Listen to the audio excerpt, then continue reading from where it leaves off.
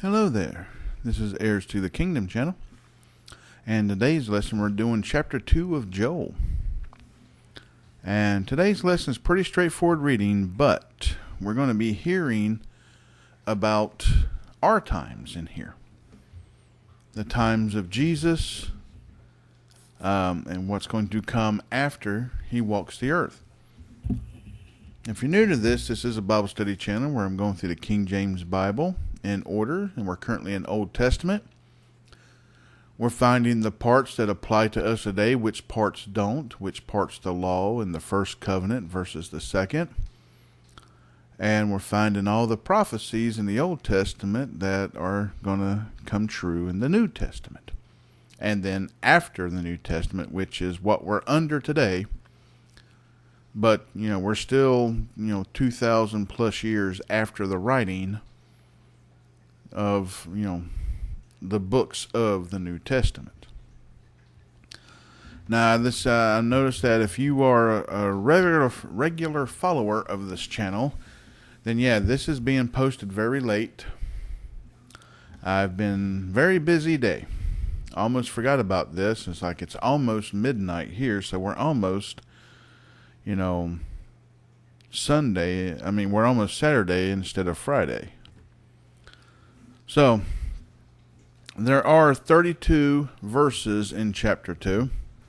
Pretty straightforward reading, and I've had a busy day to begin with. I helped a neighbor with brakes and stuff on the vehicle of theirs. Took a lot longer to work on than I thought. A lot of rusted areas and stuff, and kind of a bad shape for a 2016 model. Not too bad though, but I did find out the vehicle came from up north and they bought it used, and I had to do brake work and stuff to it. Whoever they bought it used from didn't do too well with it. Had a lot of frozen caliper pins and stuff like that. I think only had 3 pins that weren't froze up. We did brakes all around it. Plus, I still had my normal stuff to do with my stretches and exercises I need for my body on a daily basis. Plus, I had to take care of my puppies. And, the little one, the new guy, is not too happy being in his kennel right now. He just came from outside, so if he whimpers in the background, I'm terribly sorry. He's wanting to come out and play right now, but he's going to have to just sit there and wait. But so anyways, hope everybody's having a great day. Today it's already the Sabbath, as when the sun went down today, it started the Sabbath. And so, as the Bible says in the 10 Commandments, remember the Sabbath and keep it holy. Now, what that pertains, I don't know if it's supposed to be any different than any other day. I know for Old Testament times, under the law, it was. But in New Testament times, every day is a holy day. Being a Christian is different than being an Israelite under the law. So, let's go ahead and get started in this lesson. It says pretty straightforward reading. It's been a busy day. Almost forgot to do this. Probably about, not even 30 minutes ago. My puppies normally eat around 8 p.m. and it was, between 10:30 and 11 by the time I got cleaned up, everything done, and getting stuff prepared. Literally 10 minutes ago or so, I remembered to do this. So, I'm sitting like, wow, the day's been pretty busy and almost done already. So let's go ahead and get started here and get God's reading done for the day and hear the great message he has for us. As I said, most of this is straightforward reading. It's for the Israelites of the time, and it will be talking about the time when Jesus comes and what's going to happen afterwards. So chapter 2, verse 1. Blow ye the trumpet in Zion, and sound an alarm in my holy mountain.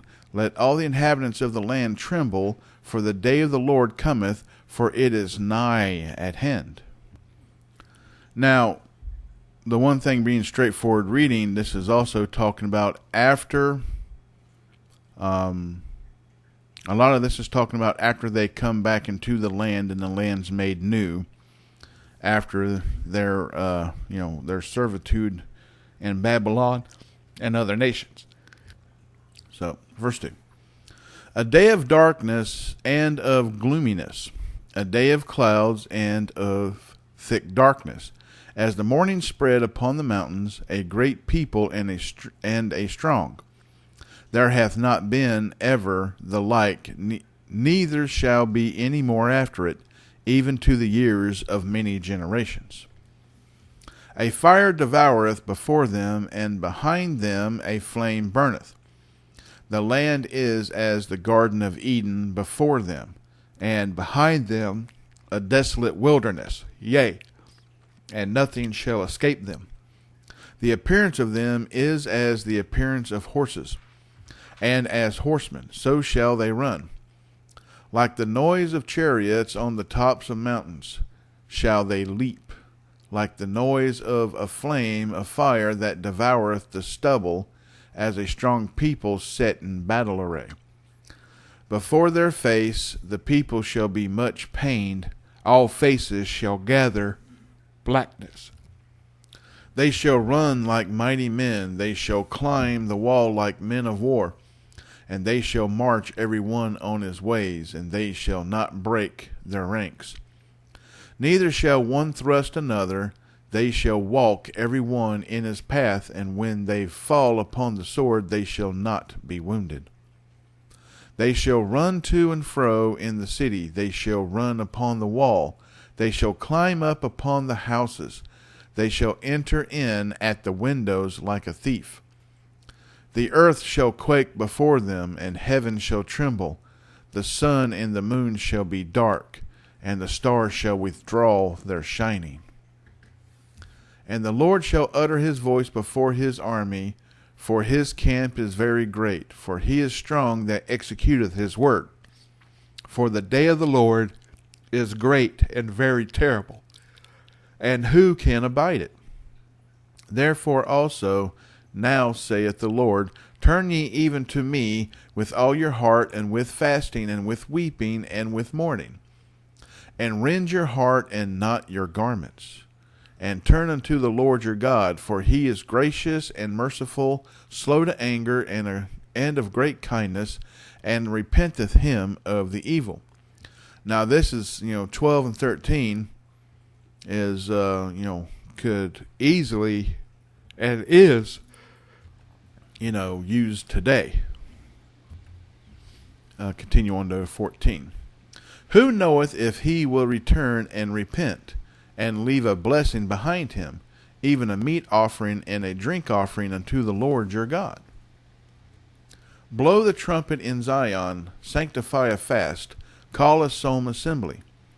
Gather the people, sanctify the congregation, assemble the elders, gather the children, and those that suck the breast. Let the bridegroom go forth of his chamber, and the bride out of her closet. Let the priest, the ministers of the Lord, weep between the porch and the altar, and let them say, Spare thy people, O Lord, and give not thine heritage to reproach, that the heathen should rule over them. Wherefore should they say among the people, Where is their God? Then will the Lord be jealous for his land, and pity his people. Yea, the Lord will answer and say unto his people, Behold, I will send you corn and wine and oil, and ye shall be satisfied therewith. And I will no more make you a reproach among the heathen. But I will remove far off from you the northern army, and will drive him into a land barren and desolate, with his face toward the east sea, and his hinder part toward the utmost sea. And his stink shall come up, and his ill savor shall come up, because he hath done great things. Fear not, O land, be glad and rejoice, for the Lord will do great things. Be not afraid, ye beasts of the field, for the pastures of the wilderness do spring, for the tree beareth her fruit.